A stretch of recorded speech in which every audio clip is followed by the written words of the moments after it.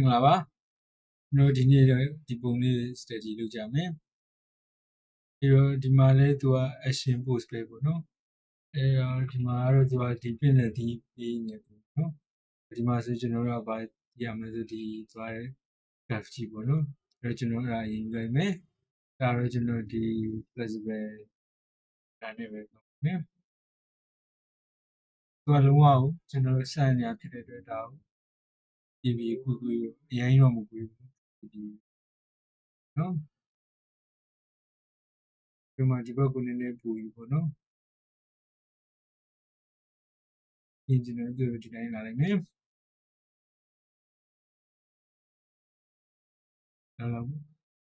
အဲ့မှာကျွန်တော်တို့ရဲ့ shape တွေထည့်မယ်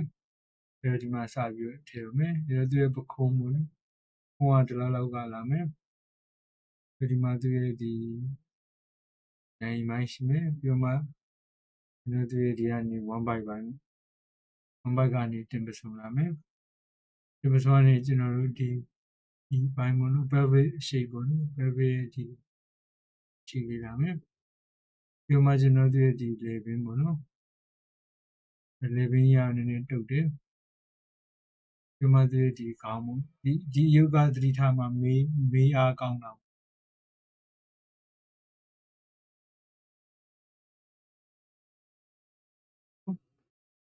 အဲ့ဆိုကျွန်တော်ကပြန်ချိန်ဒီမှာဒီကောင်ကြီး extend လုပ်မယ်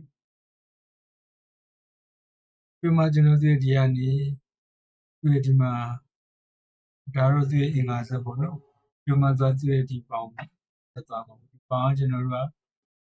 function နဲ့ဖြစ်သွားတယ်ဒီလိုလုံးနေပြီနော်ဒီမှာသူရဲ့ဒီပေါင်းလာမယ်ဒီမှာဒီဆောင်းတိုင်းသွားမယ်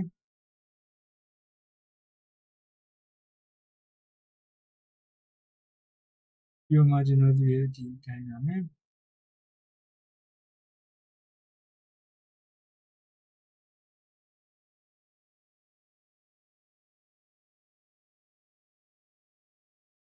ဒီမှာဒီတိုင်းသွားမယ်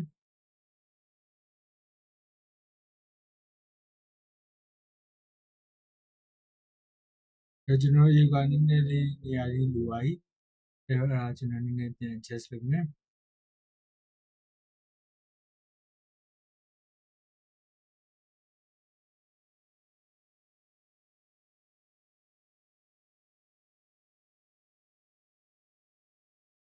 ပြီးမှကျွန်တော်ရဲ့ဒီခြေပြားပေါ့နော်ဒီကောင်လေးဒီတိုင်းပေါ့နော်ပြီးမှကျွန်တော်ရဲ့ဒီမှာနောက်တစ်ယောက်နေလာမယ်ဒီလက်ကိုမြှောက်ထားဖြစ်တဲ့အတွက်ကျွန်တော်ဒီ chest plate တွေကဒီလိုပေါ်တက်သွားလိမ့်မယ်ပြီးမှဒီတိုင်းသွားမယ်ပြီးမှဒီလက်မောင်းရဲ့ဒီ cylindrical shape ပေါ့နော်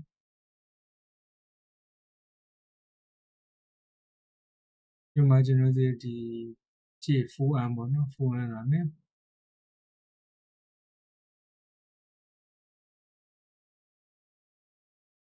ဒီမှာတော့ကျွန်တော်ရဲ့ဒီလိုမျိုး diamond shape ကြီးပဲပေါ့နော်အဲသူရေးရဲ့အတိုင်းပေါ့နော်ဒီမှာကျွန်တော်ရဲ့ဒီကနေဒီလို shape သွားမယ်ဒီမှာကျွန်တော်ရဲ့ဒီဘိုင်းပေါ့နော်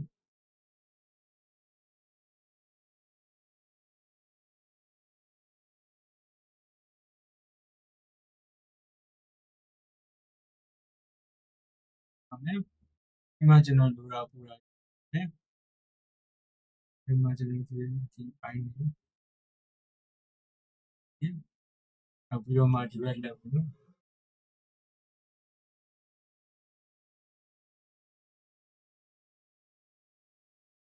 ဒီမှာကျွန်တော်ဒီလက်ကလည်း push up နေမယ်ဒီမှာဒီလက်တီးလာနေတယ်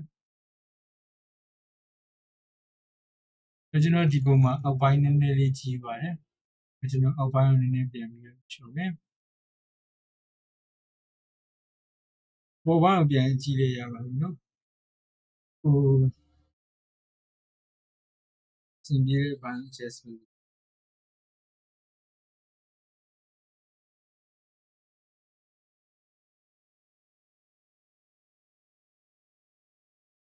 ရလာဘူးနော်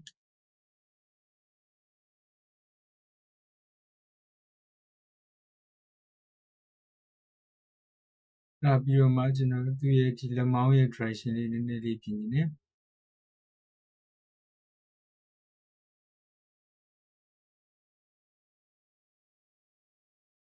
နည်းနည်းလေးပေါ့နော်ထူရပြီအတွင်းလေးပြင်နော်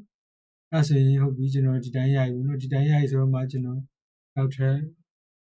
just လုပ်ဆရာရှိရတယ်ပြီးတော့ဒီနေ့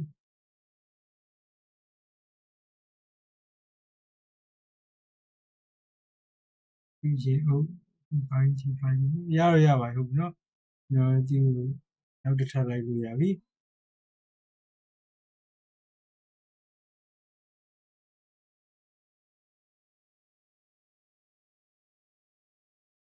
အဲ့တော့ကျွန်တော်ဒီမျိုးလုံးတွေပါစက်တွေထည့်လိုက်မယ်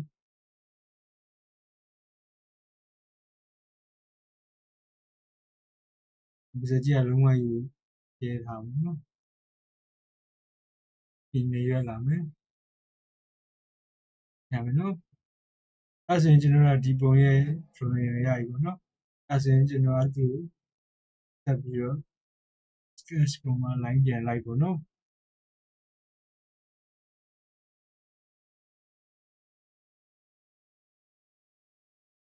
အဲ့ဆိုရင်ဆက်သွားမယ်ဒီကောင်လေးနည်းနည်းလေး positioning ပေးလိုက်မယ်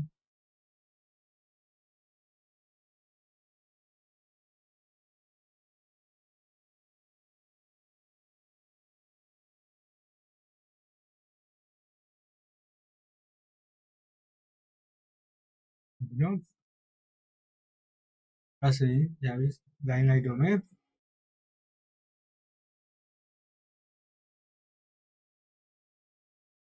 ပြီးတော့ကျွန်တော်ဒီဘိုင်းကြီးစပြီးရပေါ်မယ်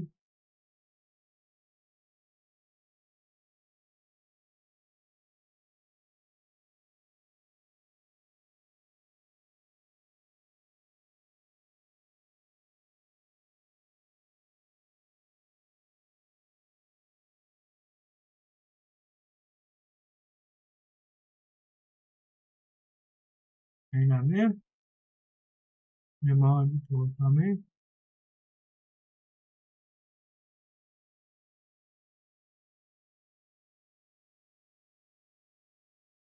ဒီမှာအဲ့နာမယ်ဒီမှာကျွန်တော်ဒီပုံနာမယ်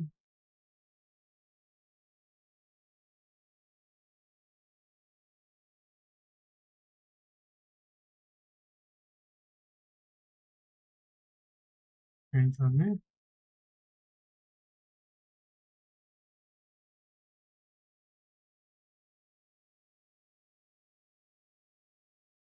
ဒီမှာဒီတိုင်းလာမယ်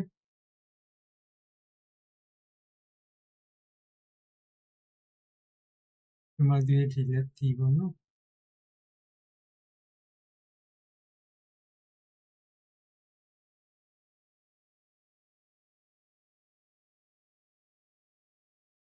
ဒီနော်ပြီးတော့မှကျွန်တော်ဒီ1 byte ပါမယ်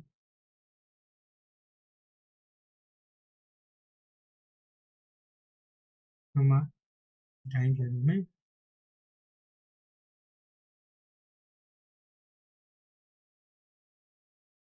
ဒီမှာကျွန်တော်ဒီ2ကောင်းပြန်လာမယ်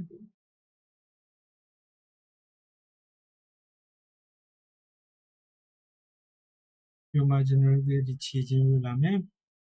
ဒီမှာဒီခြေပေါ်ဝိုင်းဒီခြေကိုနော်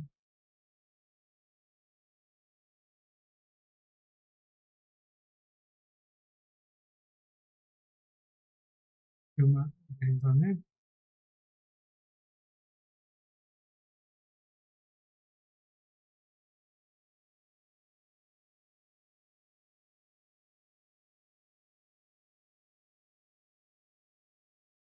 ီမှာဒီတိုင်းလာမယ်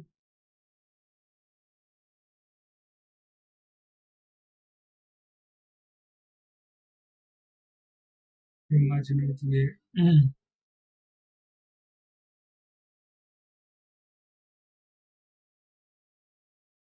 ပိုင်းလေး level လေးလာမယ်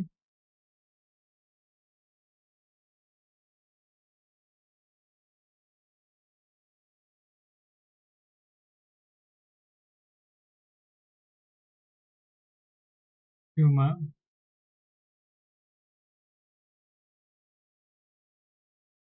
ပိုင်းနေ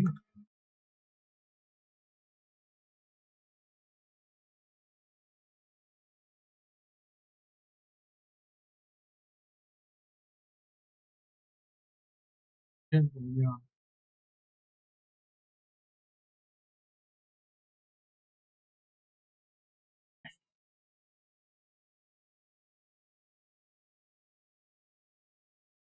ဒီမှာကျွန်တော်တို့ဒီသွားပိုင်းပေါ့နော်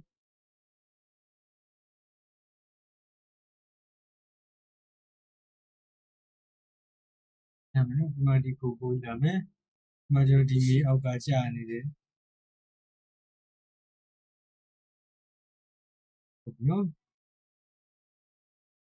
ဒါဆိုရင်ကျွန်တော်တို့ဒီပိုင်းကိုထည့်တယ်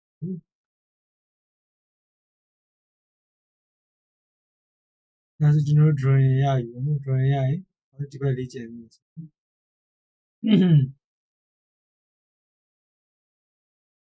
ီပိုင်းပေါ့နော်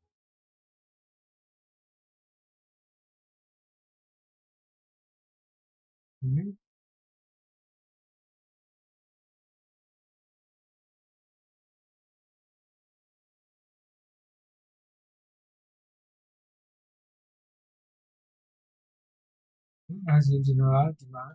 စပြီးခြေလို့ရပြီနော်ပြီးတော့ဒီမှာစဖြည့်ရမယ်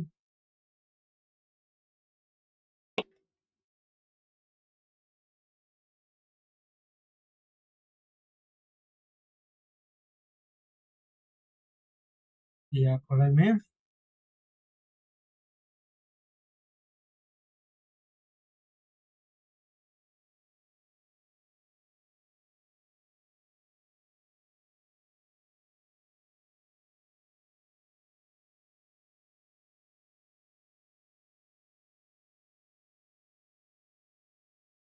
ဒီမှာပိုင်းရမယ်ပိုင်းရမယ်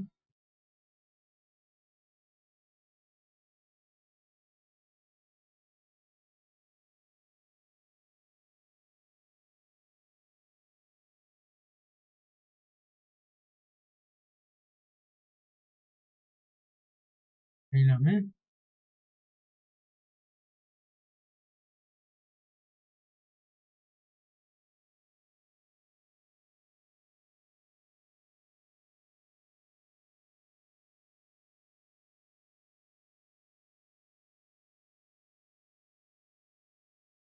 ဒီမှာဒီပိုင်းရမယ်ခြေတော့ပေါ့နော်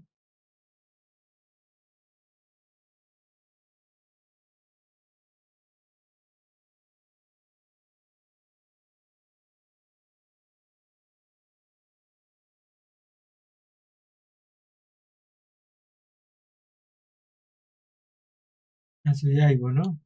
တော့ကျွန်တော်တို့ဒီနေ့အတွက်ကဒီမှာပေါ့နားထားလိုက်မယ်နောက်ရက်ဒီကြမှာနောက်ပုံကြီးသက်သွားကြပါပေါ့နော်အဲဆိုအားလုံးပဲမင်္ဂလာပါနော်